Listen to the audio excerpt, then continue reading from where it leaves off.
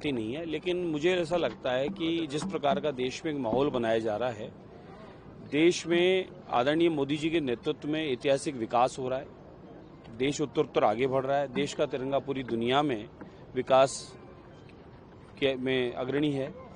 अब उसको कहीं ना कहीं कुछ जिहादी किस्म के लोग, मेरे को लगता है कि वो ऐसा माहौल बनाकर देश में जिस प्रकार का वातावरण चल रहा है, देश में शांति है, अमन है, चैन है और सबका विकास हो रहा है, कुछ षड्यंत्र ऐसा रचा जा रहा है कि आज पहले तो ऐसी कभी कोई ऐसे न नारे लगे, न कोई पोस्टर लगे, न इस प्रकार का कुछ हुआ।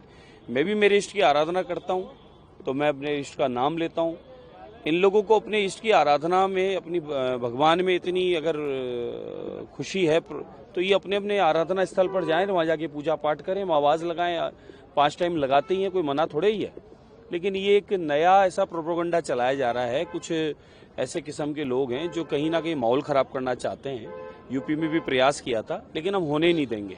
इस प्रकार की कोई हरकतें कर रहा है तो वो अब उसकी बाकायदा इजाज़त ले और उसका जो नियम कायदा है, उसको जुलूस निकालना है, हल्ला करना है, कोई पोस्टर बैनर लगाने हैं, तो उसका नियम कायदा है वो करे, उसमें कोई आपत्ति नहीं, लेकिन नियम से करे। इस प्रकार से ऐसे नहीं रोडों को जाम करके इस प्रकार का माहौल बनाकर और देश में अराजकता फैलाने का काम करे, वो कतई उचित नहीं है। राहुल गांधी ने फिर यहाँ की राजनीति के बारे में क्या बताएं साहब, मैं तो शुरू से कहता आ रहा हूँ कि ये गांधी परिवार के, गांधी जी का नाम लेके जो परिवार इस देश में है, भले वो सोनिया जी हो या सोना जी का बेटा हो या उनके जवाई वाड्रा जी हो या उनकी बेटी प्रियंका जी हो, यानी कुल मिलाकर मम्मी बेटा और जीजी जिया जी की ये जो पार्टी है कांग्रेस, इस कांग्रेस का राहुल गांधी का चाल चलन आप देख लो।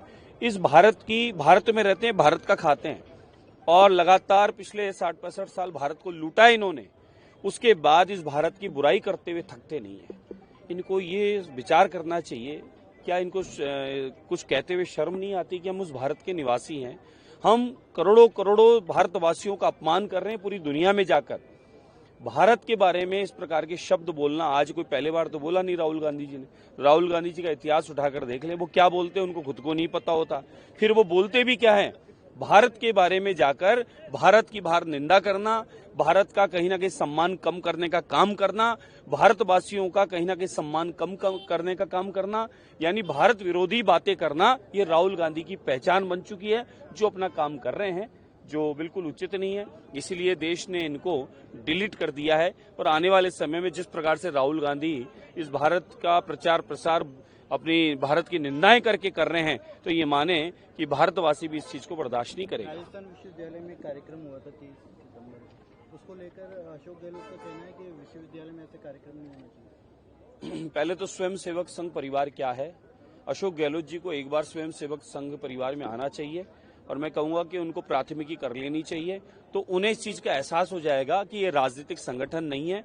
आरएसएस का तात्पर्य है कि जहां सेवा के काम हो वहां सेवा करना, मातृभूमि के लिए काम करना और साथ में हमारी भारत की संस्कृति परंपराओं को बचाने का और उत्थान का काम करना, जो कांग्रेस मिटाने का काम कर रही है। और स्वयं सेवक संघ परिवार जो है, बिना किसी राजनीतिक संरक्षण के, बिना किसी राजनीतिक दबाव के, बिना किसी राजनीतिक व्यक्ति के, स्वयं सेवक जो है देश और दुनिया में सिर्फ अपनी सेवाओं के लिए जाना जाता है, वो सेवा का काम कर रहा है। और मैं मानता हूं कि अगर स्वयं सेवक संघ परिवार कहीं भी किसी क्षेत्र में अगर सेवा कर रहा है तो उसमें कांग्रेसी का कोई अधिकार नहीं है वहां अगर उपद्रव करना और उन्हें रोकना।